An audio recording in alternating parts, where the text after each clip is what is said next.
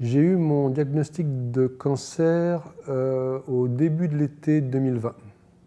Je me rappelle très, très bien la première fois que j'ai vu sur la même feuille de papier mon nom, Louise Hébert, et le mot cancer à côté. C'était le 1er septembre 2017 et j'avais 64 ans et 3 mois. 2017. En mars 2017.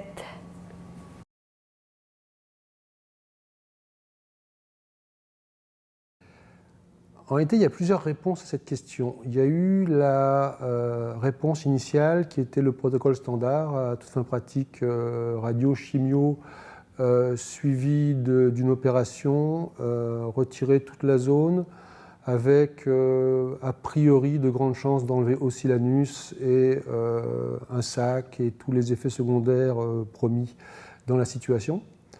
Donc première offre que j'ai refusée. Et j'ai après fait des recherches par moi-même. J'ai entre autres fait des lectures sur la curithérapie. J'en ai parlé avec les médecins traitants qui m'ont dit non, pas dans votre cas. J'ai dit mais encore, pas à votre âge, oui mais encore. Et je me suis battu avec eux pendant pas mal de temps pour qu'ils finissent par me dire qu'effectivement il y avait un protocole de recherche. Et j'ai demandé à rencontrer donc ceux qui s'occupaient de ce protocole de recherche. Et ils ont passé leur temps à tenter de me convaincre de ne surtout pas même rencontrer et que ce n'était pas pour moi, que c'était une mauvaise idée. Donc ce qu'on m'a proposé initialement, c'est uniquement le protocole standard qui est dans le fond l'opération et on enlève tout. Rapidement, mon suivi a été fait avec Dr Sebadjan au CHUM, qui m'a dit « Ah, on pourrait avoir une chirurgie. Par contre, j'ai peut-être une collègue qui pourrait, si vous êtes éligible, vous sauver de la chirurgie. » Et très rapidement, dès le mois de novembre de la même année, j'ai été référée au Jewish pour voir avec l'équipe du Dr Wong si c'était possible de me présenter d'autres alternatives que la chirurgie. Quand j'ai appris la chose, puis que j'avais un cancer, les options de traitement qui m'ont été données, j'étais en état de choc, carrément. Apprendre de nouvelles comme ça, c'est difficile pour soi. Mon moral était vraiment à terre. Fait que les options étaient difficiles. Donc, on m'avait parlé suite à ma colonoscopie, qu'on dit. Je venais de la passer. Le médecin qui était là, il m'avait parlé d'un protocole de recherche. Il me dit il y a des traitements qui se font. Il me dit mais vous pouvez, si ça vous intéresse, vous pouvez aller avec eux. Et je dis OK. Fait que c'est sûr et certain que j'avais pas bien des choix, puis j'avais pas beaucoup d'informations à ce niveau-là. Je commençais, c'était tout mon premier début, mon premier pas. Mais j'ai pas eu beaucoup de choix. C'était ça l'information que j'avais au départ. Il y avait que l'opération, la stomie permanente et non pas provisoire, avec chimiothérapie et radiothérapie par la suite. Aucune autre forme m'était proposée.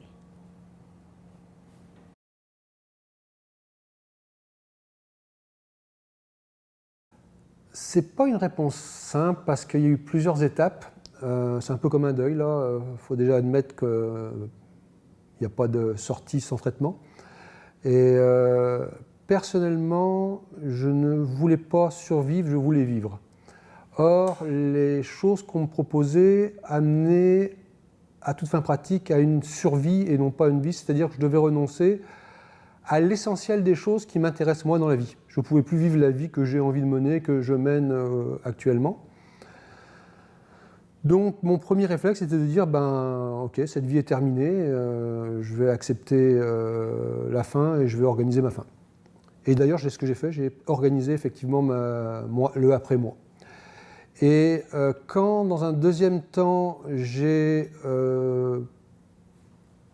compris qu'il y avait la possibilité de ce protocole de recherche, là, j'ai ouvert d'autres portes et donc le raisonnement était différent, où j'ai compris qu'il y avait un risque potentiel, mais dans le fond, pour moi, ce n'était pas un risque dans la mesure où, d'un côté, j'avais décidé de refuser un traitement qui me faisait devenir quelqu'un que je ne voulais pas être, versus avoir de bonnes chances de continuer à vivre la vie que je mène et que je mène encore aujourd'hui et que je pense pouvoir continuer à vivre. Donc, ce n'est pas une réponse simple, mais dans le fond, il y a vraiment eu 2 phases, avant que j'ai trouvé le protocole et après. Pour moi, c'était... ça faisait partie de ce qui m'arrivait.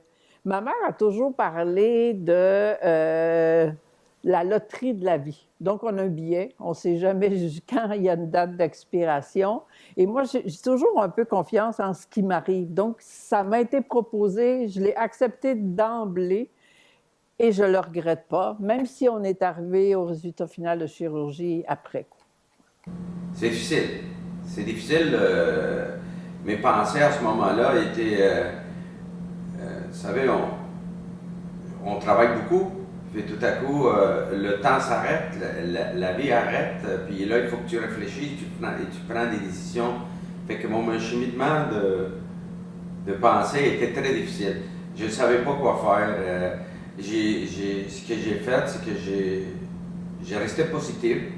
Et puis, je voulais avancer et passer à travers ça. C'était difficile. Je ne savais pas vraiment, pour ma famille et pour moi, je ne voulais pas lâcher. Fait que je voulais continuer. Voilà. Il n'était pas question d'avoir une stomie sans avoir exploré autre solution, d'autant plus qu'elle était provisoire. Elle n'était pas provisoire, elle était permanente, pardon. J'ai refusé. J'ai proposé, est-ce qu'on ne pouvait pas passer par, à l'inverse, faire la chimio? Il n'y avait rien de possible, aucune ouverture, rien. J'ai demandé, est-ce qu'il existe des protocoles à ce sujet-là? On m'a répondu non. J'ai demandé, est-ce que vous le savez ou vous n'avez pas cherché? Ou ils ont dit, il n'y en a pas, on a déjà regardé, il n'y en a pas. Alors, je me suis rendue chez une radio-oncologue. Elle m'a dit, elle me disait de ne pas faire ça, de passer par l'opération et tout, mais elle dit qu'elle connaissait une personne qui traitait des personnes âgées qui ne pouvaient pas se faire opérer et qui faisait autrement pour un cancer du rectum. Alors, c'était Mme Wong et je l'ai appelée et j'ai demandé à être vue par elle.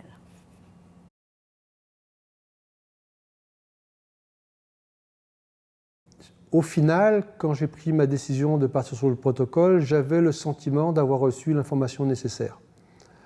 Par contre, pendant toute la phase où on m'a proposé le protocole standard, et comme m'avait dit le chirurgien à l'époque, moi, mon métier, c'est de vous convaincre que c'est ça qui est bon pour vous.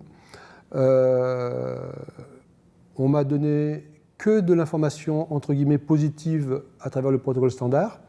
Même si c'était difficile de la mettre positive quand je voyais en insistant sur tous les effets secondaires. Et j'ai trouvé qu'ils étaient un peu légers sur les effets secondaires qui sont pourtant vraiment majeurs de l'opération. Et puis quand je dis effets secondaires, je sépare 2 choses. Il y a les effets secondaires à court terme.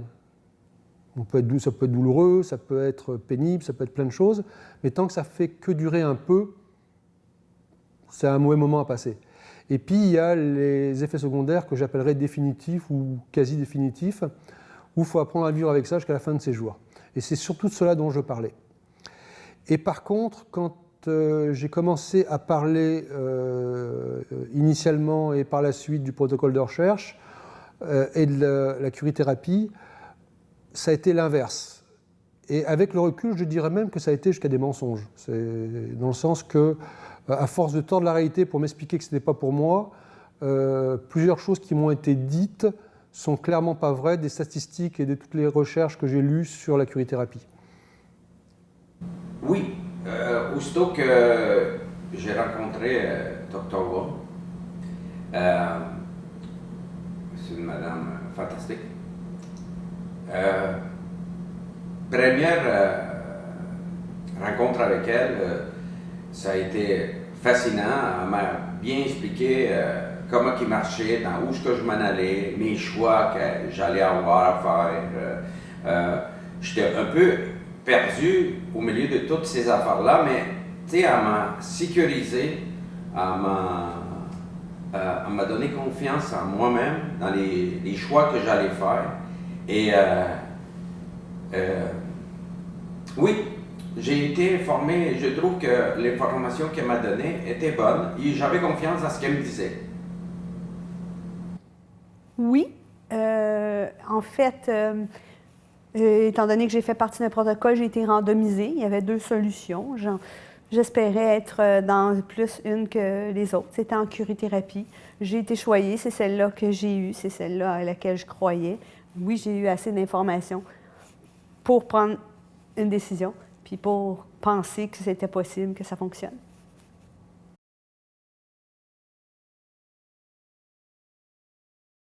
Être sur un protocole de recherche, c'est plusieurs choses. Avant le protocole de recherche, je leur ai dit, à plusieurs reprises, et j'ai même pu les vexer, je crois, je leur ai demandé si j'étais chez le vétérinaire. Dans la mesure où j'avais le sentiment d'être la vache qu'on emmène chez le vétérinaire, et c'est le paysan et le vétérinaire qui parlent, on ne demande pas son avis à la vache. Et ils parlaient de ce qu'ils allaient me faire entre eux, sans même tenir compte de mon opinion. Donc j'aurais dit déjà, on va clarifier les choses tout de suite, vous ne me toucherez pas tant que je n'aurai pas décidé que vous me toucherez, donc vous êtes mieux de me convaincre moi, ça ne sert à rien de vous convaincre entre vous. Donc le protocole de recherche, première raison du choix, c'est d'avoir en face de moi des gens qui étaient des partenaires thérapeutiques. On m'a expliqué les règles, on a répondu à mes questions, et je n'ai pas eu le sentiment que quelqu'un décidait à ma place. On a décidé ensemble, avec les connaissances de chacun, qu'est-ce qui était le mieux pour moi, et ça j'ai beaucoup aimé, donc la relation. Ensuite, protocole de recherche, je suis un peu de nature scientifique, je suis intéressé par la science. Je me suis dit, tant qu'avoir un cancer, si ça peut aider d'autres gens, tant mieux. Donc l'idée de participer à un protocole de recherche me plaisait. L'équipe dont j'en ai parlé, m'a paru très bonne. Les renseignements que j'ai pris à droite à gauche m'ont convaincu aussi que c'était une très bonne équipe. L'hôpital et l'université qui supportait cette recherche avaient tous les deux une excellente réputation. Et en plus, le fait d'être dans un protocole de recherche, j'avais la garantie, parce qu'il y a le besoin pour le protocole de recherche d'avoir un vrai suivi pour pouvoir pondre ses papiers et puis être capable d'avoir une vraie qualité de recherche. Donc, beaucoup plus rassurant d'avoir ce suivi sur le long terme, puisqu'on parle de 5 ans. Donc, n'ayant personnellement pas peur de parler de la vérité des choses et de regarder les choses en face, je préfère largement être avec des gens qui me donnent leur juste, avec qui je peux dire leur juste.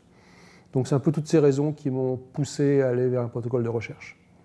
Pour éviter la chirurgie, pour moi, j'avais une peur bleue de l'anesthésie générale.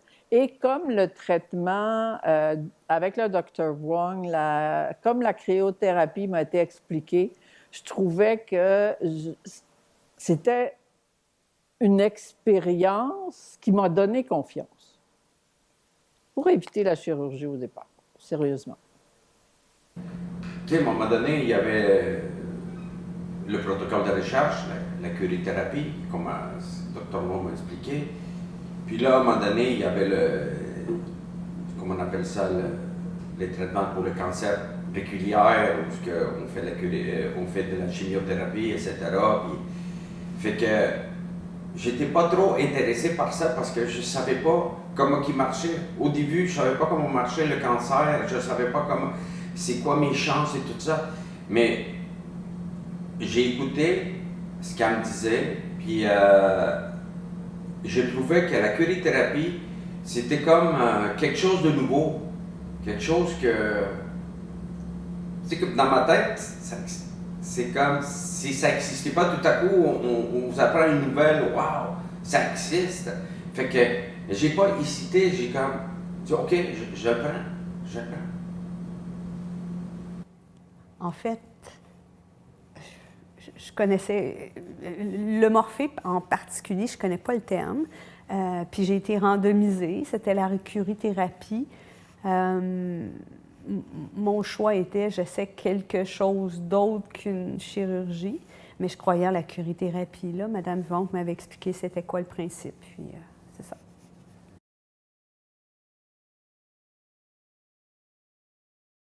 Ça a été difficile. C'était très difficile. C'était quelque chose que physiquement, mon corps, la douleur, il y a eu de la souffrance. Parce que je suis un gars qui a de l'endurance. Je suis fort physiquement, mais je sentais que mon corps, il me disait aïe aïe, ça fait mal, ça fait mal. Fait que ça a été difficile, ma chirurgie. Suite à ça, les douleurs, la récupération, lentement, mais j'ai passé à travers. J'ai plein de cicatrices qui sont restées de ça, que j'aurais pu les éviter, en sachant maintenant que la curithérapie peut m'éviter ça, éventuellement. Pas juste moi, mais pour les autres. Maintenant, je suis plus fort qu'avant, mais les cicatrices sont là pour me rappeler la douleur. Suite à la chirurgie, la difficulté, j'ai eu une stomie. Ma stomie a été très difficile parce que la prendre, la traiter et la maîtriser, ça a été, je dirais, des cauchemars parce que pouvoir vivre avec elle, ça a été long. Et la maîtriser parce qu'il y a eu beaucoup de... Aussi, j'ai eu des douleurs par rapport à ça. Et apprendre à vivre, et apprendre à travailler, apprendre à vivre et à gérer ta vie avec une stomie, c'est comme on t'enlève comment on appelle ça, le numéro 2 que tu fais. Et puis là, tu n'as plus un numéro 2, tu vis une vie, tu viens comme pas une machine, mais là, ta vie change. Fait que ça a été difficile, maîtriser ça. C'était... Puis après, quand je l'ai maîtrisé, j'étais content, mais je me sentais artificiel, très artificiel. Puis quand on me l'a enlevé, c'est comme, j'ai revenu à la vie et je pouvais faire un numéro 2, c'était comme, waouh! Ah, c'était fou pour moi. La vie, quand on t'enlève quelque chose qui fait partie de ta vie et quand on te le redonne après, tu l'apprécies. Voilà. Écoutez, dès février de l'année suivante, 2018, tout était disparu, tout était parfait. J'étais heureuse, je suis partie en voyage et tout a bien été, toujours avec cette espèce de peur de récidive qui est toujours un peu là. Et en juin 2019, lors d'un suivi de routine, Dr. Wrong m'a dit quelque chose vient de réapparaître. On a fait une biopsie et c'était revenu exactement au même endroit. Donc, septembre 2019, on a procédé à la chirurgie. Écoutez, j'ai eu une ablation d'un petit bout de... mon cancer, c'est un cancer colorectal. J'imagine que vous le saviez, ici dans le département. Et puis, ben, il y a eu un petit bout d'ablation et tout s'est très bien passé. Finalement, malgré ma grande peur de jamais me réveiller, je suis ici aujourd'hui bien en forme. Donc, ça s'est bien passé.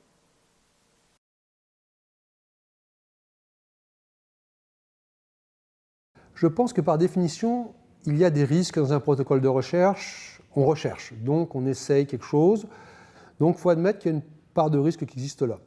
Maintenant, il faut, je pense, relativiser, dans mon cas, et ça je ne peux pas parler pour les autres, mais dans mon cas, je pense qu'il faut relativiser les risques. Dans le protocole standard, j'avais refusé le traitement. Le traitement ne me convenait pas. Donc le risque, c'était simplement la mort. Donc un risque de peut-être mourir face à une mort certaine, le risque est déjà quand même beaucoup moins grand. D'autre part, le fait d'avoir un suivi très serré avec des radios, des prises de sang, des résonances magnétiques sur une base très fréquente, sur un cancer qui, a priori, pour reprendre l'expression d'un des médecins, était plutôt feignant initialement, je me disais que c'était vraiment dans ce contexte-là. Honnêtement, je ne voyais pas de risque tellement important quant à ma vie, mais par contre, je voyais beaucoup moins de risques de détruire ma vie. Donc l'un dans l'autre, de mon point de vue, c'était plutôt moins de risques que plus de risques. Les risques, bon, vous avez le cancer, vous apprenez que vous avez le cancer, c'est un choc total, c'est comme un accident d'auto, c'est comme bang, les chances de survie, à quel stade est rendu, puis tu penses à la vie et la mort, tu penses à... Ce que j'ai pensé là, c'est avoir vaincre le cancer ou en décéder. C'était ça mon risque. Passer à travers la victoire ou laisser sa vie. À ce moment-là, vous pensez à tout ce que vous aimez, à votre vie, à tous les gens qui sont derrière vous, qui vous encouragent. Et vous dites, c'est quoi mon risque? Le risque, c'est ça, vous perdez tout ou vous gagnez tout. Et dans mon cas, j'ai gagné tout. J'ai gagné des nouveaux amis. Dr. Wong fait partie. Et tous les gens, médecins, chirurgiens, préposés. Tous ces gens avec qui ont été avec moi. Ma conjointe, mes enfants, ma mère. Fait que c'est ça le risque de perdre tout ça. C'est la vie. Mais ça valait la peine. Et j'ai gagné, puis je continue. Voilà ce que je pense de ça. Les risques, c'était que ça ne fonctionne pas. C'était pas cher payé pour moi.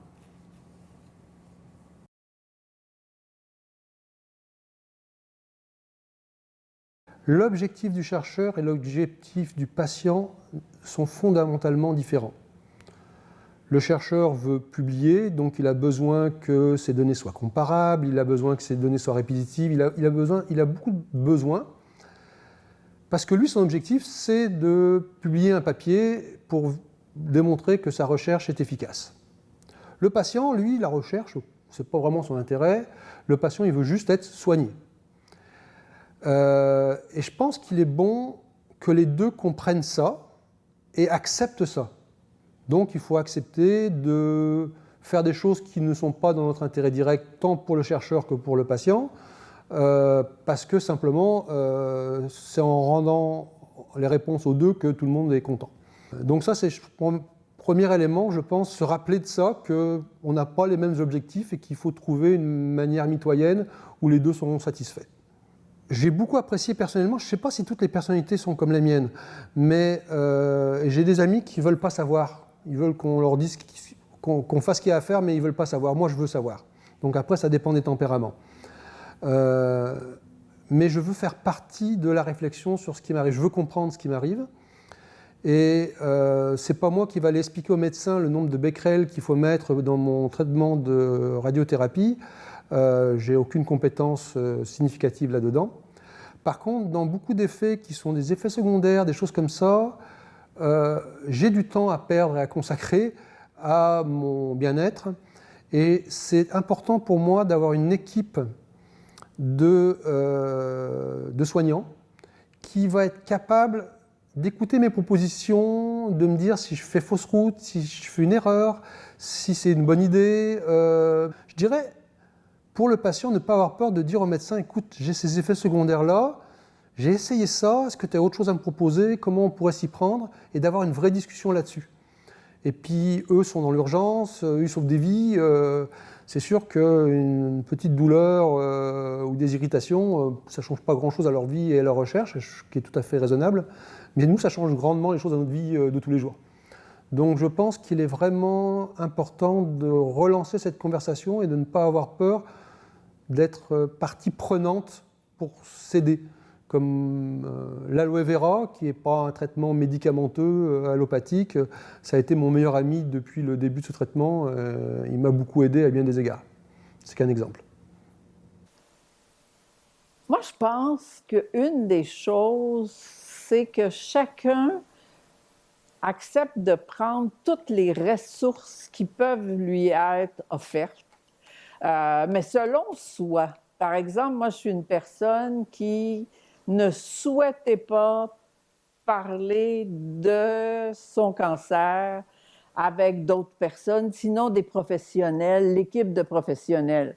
Par contre, il y a des groupes de soutien qui, je sais, ont aidé de mes amis qui ont eu le cancer. Donc, chacun doit faire confiance à dire comment moi je veux vivre ça, cette histoire qui m'arrive. Je pense de toujours garder confiance. Une des choses, moi, qui m'a aidé beaucoup, ça a été la lecture. Entre autres, un livre qui m'a été suggéré, qui était un livre de José Savard, Comment faire face au cancer avec la pensée réaliste. Donc, pas avoir trop des lunettes roses, mais ni non plus les lunettes noires. Ça, moi, ça m'a beaucoup aidé. Puis, je vous ai apporté mon petit carnet, parce que pour moi, ce petit carnet, ça a été une façon de m'aider énormément chaque fois que j'étais en attente pour un traitement, chaque fois que j'attendais un diagnostic. Et pour moi, écrire, ça m'a beaucoup aidé. Puis aujourd'hui, je relisais un peu et je voulais vous lire ce que j'avais écrit à un moment donné quand j'avais eu le diagnostic de récidive. J'avais écrit je me sens pas mal toute croche. J'ai vraiment toute la confiance au monde au Dr. Wong. Je la sais compétente. Je sais que je suis en bonne main ici dans les dédales des soins, des tests, des pauses positives. Je ne veux pas dire adieu, je suis trop jeune. Alors, à chaque fois que j'écrivais des pensées, je les relisais, toutes sortes de petits trucs que j'ai trouvés pour moi-même. Pour moi, mon petit carnet, ça a été mon allié précieux. Les patients, ne jamais perdre d'espoir. La vie est belle. La vie mérite d'être vécue avec tout ce qu'on aime, d'apprécier chaque moment sur cette terre. Et jamais lâcher. Jamais dire non.